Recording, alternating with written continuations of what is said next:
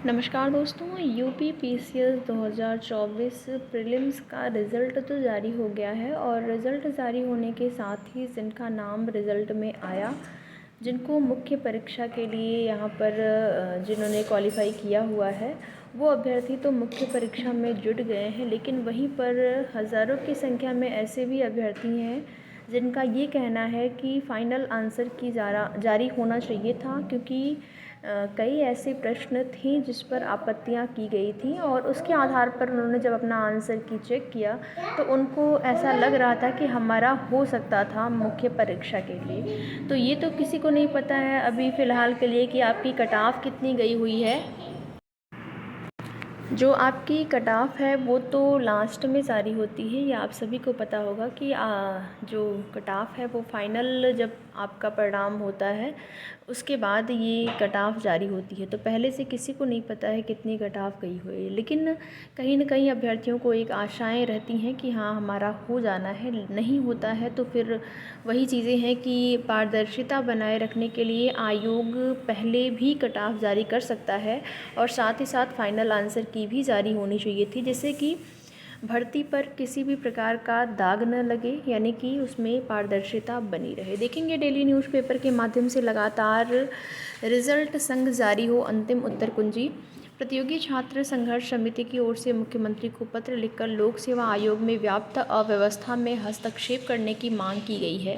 समिति के अध्यक्ष अवनीश पांडे ने कहा कि आयोग अपने ही पूर्व में किए गए निर्णय का उल्लंघन कर रहा है। आयोग को परिणाम के साथ ही अंतिम जो उत्तर कुंजी है जारी करनी चाहिए। आरोप है कि पीसीएस 2024 की प्री परीक्षा में लगभग 12 प्रश्नों पर छात्रों ने आपत्ति दर्ज कराई थी, परंतु छात्रों के आपत्ति पर क्या निर्णय लिया गया इसको आयोग की ओर से सार्वजनिक नहीं किया गया और रिज़ल्ट घोषित कर दिया गया। इसके फलस्वरूप 76 प्रश्न सही करने वाला छात्र प्रारंभिक परीक्षा उत्तीर्ण और 82 से लेकर 84 प्रश्न सही करने वाला छात्र प्रारंभिक परीक्षा में अनुत्तीर्ण घोषित कर दिया गया।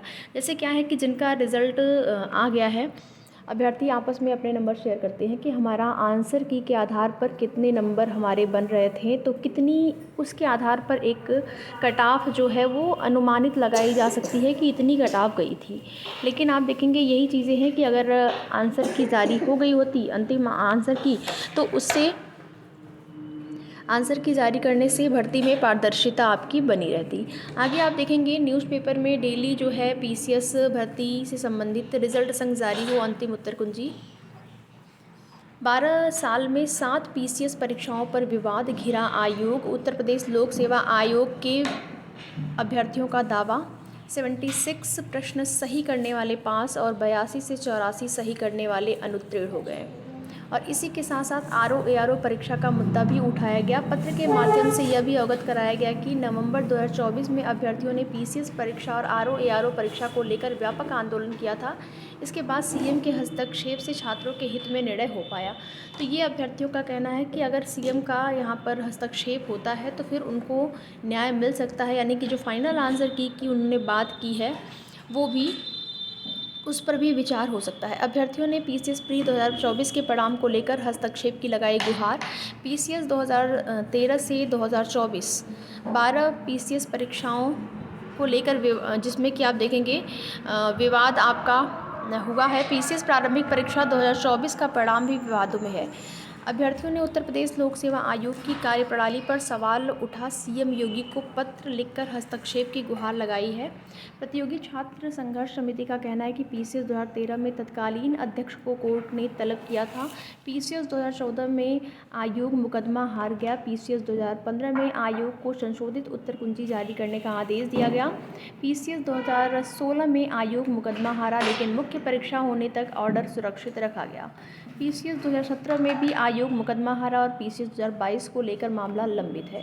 अब पीसीएस प्रारंभिक परीक्षा 2024 को लेकर विवाद बढ़ गया है। प्रतियोगी छात्र संघर्ष समिति के मीडिया प्रभारी प्रशांत पांडे ने सीएम को पत्र के माध्यम से अवगत कराया है कि पीसीएस प्रारंभिक परीक्षा में लगभग 12 प्रश्नों पर छात्रों ने आपत्ति दर्ज की, लेकिन आपत्तियों पर क्या निर्णय हुआ इसके आयोग इसको सार्वजनिक नहीं करता है और रिजल्ट को जारी कर देता है। तो इस तरीके से जो है पीसीएस की परीक्षा पर दाग लगा हुआ है। आप सभी देखेंगे कि इस पर यही कहा जा रहा है कि अगर मुख्यमंत्री जी का हस्तक्षेप होता है, उन्होंने आदेश दिया, तो निश्चित ही इस भर्ती में आंसर की भी जारी हो सकती है। और आंसर की जारी होने के साथ ही साथ जो आंसर की यानी कि जो फाइनल आंसर की है, संशोधित आंसर की है, जो प्रश्नों पर आपत्तियां मांगी गई थी, उसमें बदलाव के साथ अगर जारी हो जाता है तो ये अभ्यर्थियों के हित में होगा और अभ्यर्थी इससे संतुष्ट भी होंगे।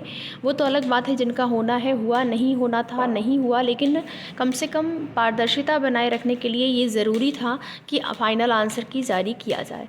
तो मांग चल रही है, बाकी देखते हैं क्या होता है। आगे की जो भी सूचना होगी, जो भी जानकारी होगी, आप सभी को समय समय पर उसकी अपडेट मिलती रहेगी। तो वीडियो में लास्ट तक बने रहने के लिए आप सभी का बहुत बहुत धन्यवाद। वीडियो पसंद आए तो लाइक शेयर करके, चैनल पर नए हैं तो चैनल को सब्सक्राइब भी ज़रूर करें।